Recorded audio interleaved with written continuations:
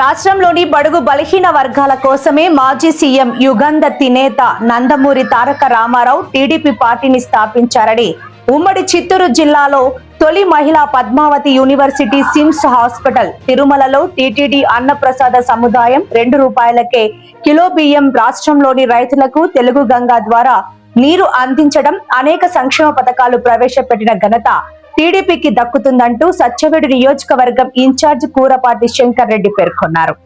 రాష్ట్ర ముఖ్యమంత్రి నారా చంద్రబాబు నాయుడు మాట ఇచ్చిన ప్రకారం సూపర్ 6 పథకాలు 16 నెలల్లోనే పూర్తి స్థాయిలో అమలు చేసి అలాగే రాష్ట్ర అభివృద్ధికి పరిశ్రమలు తీసుకురావడంలో ఎనలేని కృషి చేస్తున్నారని సీఎం చంద్రబాబు నాయుడుని కొనియాడారు.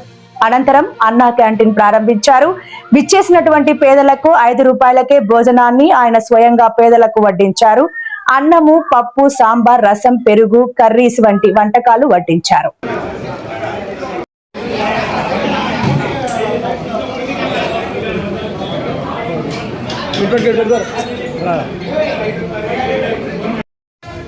యాక్చువల్గా మన పార్టీ 82లో తెలుగువాడి యొక్క ఆత్మగౌరవాన్ని నిలబెట్టడం కోసం మన స్వర్గీయ నందమూరి తారక రామారావు గారు స్థాపించారు.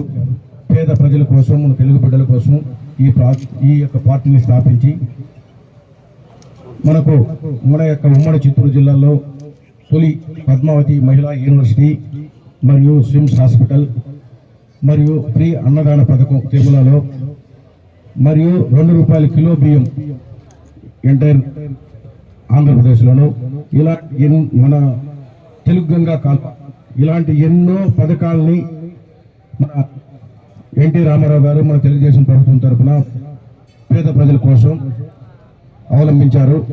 అలాగే మన ప్రీతమ ముఖ్యమంత్రి వర్యులు శ్రీ నారా చంద్రబాబు నాయుడు గారు ఇచ్చిన మాట ప్రకారం 6 పథకాలు ఏమైతే చెప్పారో అది వచ్చిన 1.5 సంవత్సరంలోనే కంప్లీట్ చేసి పేద ప్రజల మన్నలు పొందారు.